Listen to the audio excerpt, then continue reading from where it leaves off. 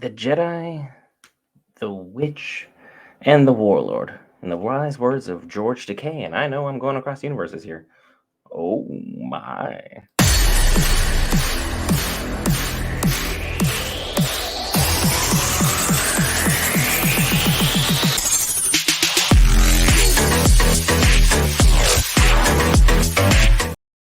Alright, guys, Brent here, back for Geek France. We cover all things Marvel, DC, Lord of the Rings, Star Wars, anime, and more. In this episode, we have Ahsoka's finale, and man, there's a lot of stuff to break down. So, before I get into anything, if you've been checking out the series and following us from the beginning, be sure to hit the like button or the dislike button if you're doing you don't like what I'm saying. And if you love what I'm saying, you know where that subscribe button is. But look, this series is everything Star Wars was meant to be, from start to finish.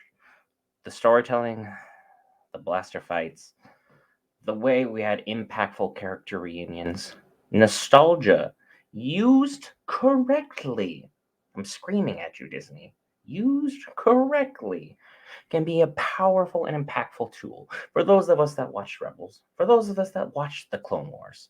This story, at certain points, is gonna put you in an emotional chokehold where you swear someone is cutting onions. If you're new to this and you didn't watch those two things, now you're like, maybe Star Wars ain't so bad. Well, I got news for you.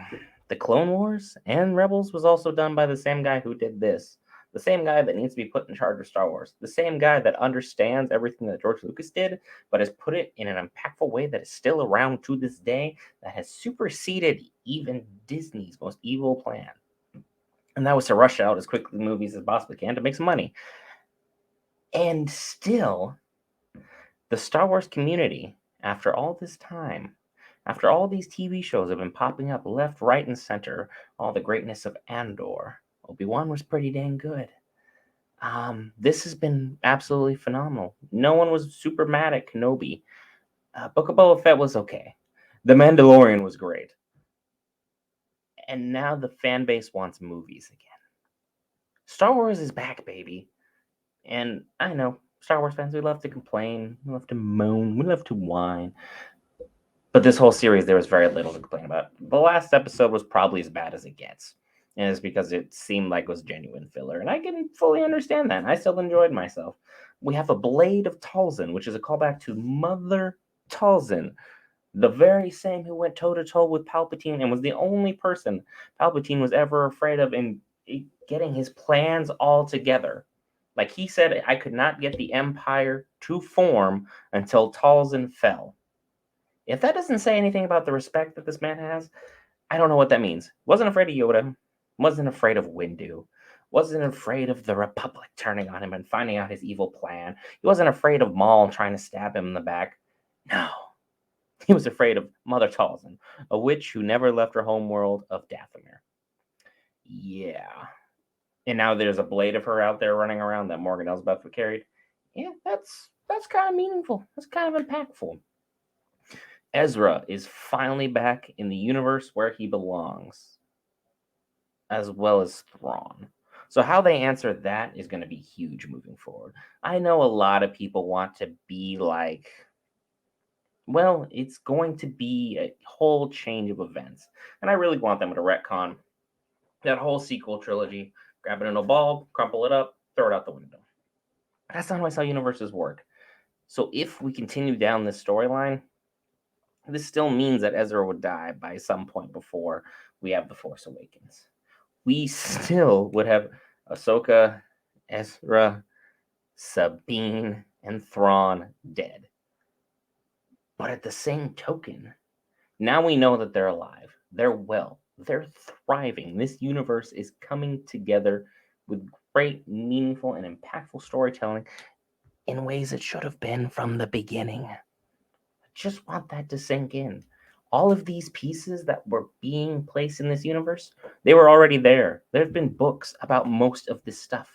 Filoni literally just took the source material, said, I can put a universe in this gap, exasperate on it, pull on these threads, and he's woven a beautiful and intricate story that I dare say many Star Wars fans have fallen in love with all over again, in a way that we haven't been in love with this universe since maybe Mandalorian Season 2 came out. And that was That was a while ago. I loved Andor as well, but a lot of people seem to have a very mixed review on that one. But Star Wars is back, baby. And I hope you're as excited as I am to break down each and every little thing that happened in this episode because there's so much to break down. There might have to be a follow up episode because we still don't know how Ezra got away from Thrawn because all we saw was he ended up on that fighter and then was gone. We know that Ahsoka is trapped on that planet in that galaxy with Sabine. Now we're gonna send Ezra to go try and get her back. We still don't know what Balin Skull was after. We know Shin stayed with him.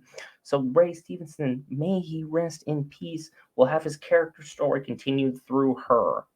That is amazing. And I wish he was alive and well to see the impact that his character has made in Star Wars.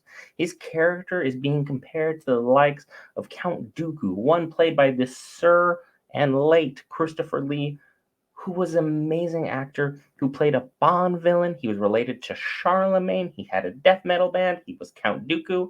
He's the only person from Lord of the Rings alive who met J.R.R. Tolkien and got blessed to be Gandalf, but still ended up being Saruman. It's like if your character is being compared to someone this level of legendary by Star Wars fans of all people, who we love to complain. I love to complain. I own that 100%. Star Wars fan and complainer. That's me to a T. I have very little to complain about this. Leave your thoughts in the comments below. If you leave me here to talk about Star Wars, we can be here for the next hour or two. But this series is everything Star Wars was meant to be. It's what it should have been from a long time ago. And it's what I hope it continues to be in a galaxy far, far away. And I hope you're not too far, far away to hit that lovely red subscribe button. Join this channel. We are growing. We have new shorts coming out each and every day for you. Tons of amazing shows coming around the corner for each and every one of you. As soon as the minute as the episode drops, we have it reviewed and covered for you. We'll see you in the next one.